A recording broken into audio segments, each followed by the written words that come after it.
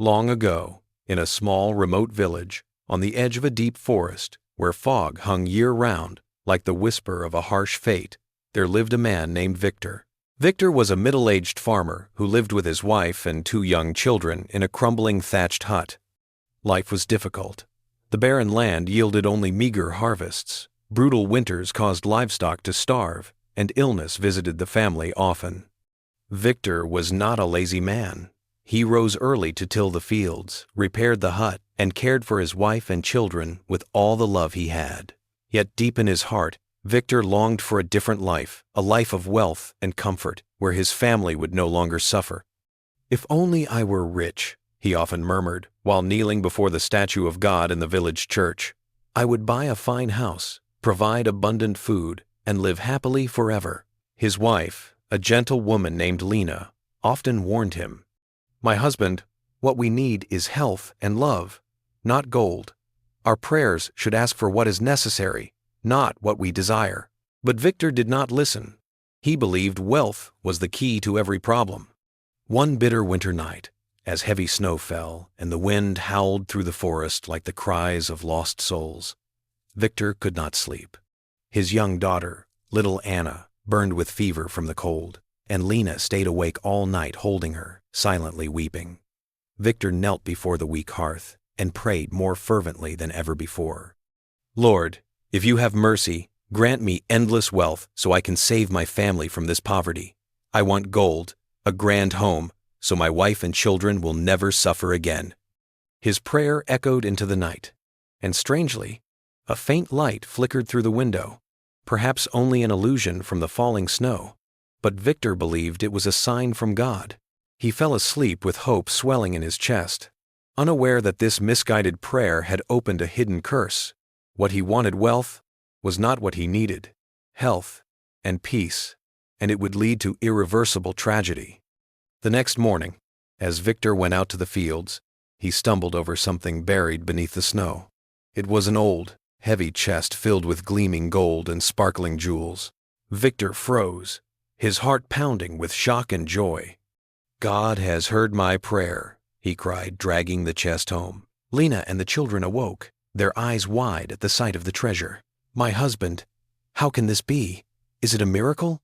Lena asked, her voice trembling with fear and wonder. Victor beamed. "You see, my prayer was answered. We are rich now, we will suffer no more." They moved into a large house in a neighboring village, purchased from a wealthy merchant. Victor hired servants, bought fine clothes, and paid the best physicians to treat Anna. At first, life felt like a dream. Meals overflowed with meat and fish. The children received proper education, and Lena no longer had to toil endlessly. Victor declared proudly, "What I wanted is exactly what I needed. Wealth brings happiness." But tragedy began to seep in, slowly, like poison entering the blood. With sudden wealth, Victor changed. He began spending recklessly, hosting lavish feasts, buying expensive horses, and investing in trade without thought. "I have endless riches, why worry?" he told himself.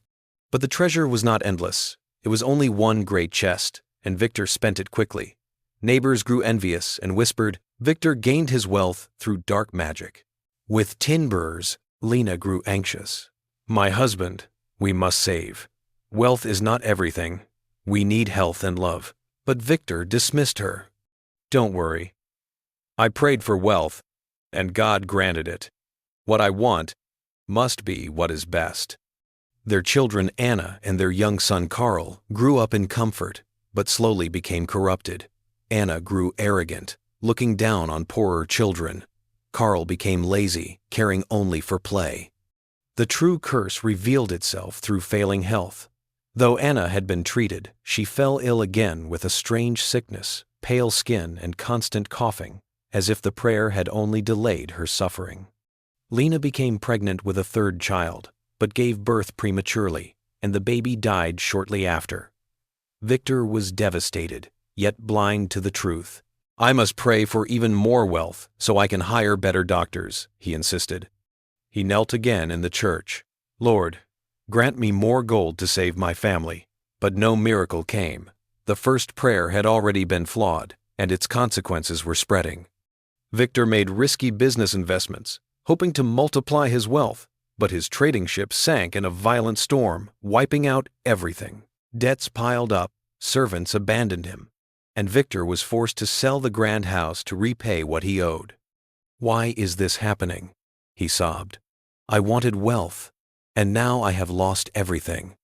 The family returned to their old hut, but life was worse than before. Anna died of a lung disease, something gold could not cure, because the prayer had brought money, not true health. Carl, raised in indulgence, ran away with bad companions, became a forest bandit, and was hanged after a failed robbery. Lena, broken by the loss of her children, fell gravely ill and became bedridden. Victor cared for her, filled with bitter regret. "I was wrong," he whispered. "I wanted wealth, but what I needed was health and peace for my family."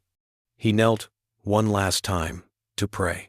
"Lord, forgive my misguided prayer. Please grant what I truly need." But harsh fate, the curse born from his first prayer, showed no mercy. Lena died in his arms, whispering, "What we want is not what we need." Victor was left alone.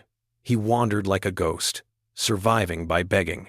The villagers shunned him, calling him cursed for his sudden rise to wealth. At last, on a freezing winter night, much like the one when he had first prayed, Victor collapsed beneath the snow and froze to death.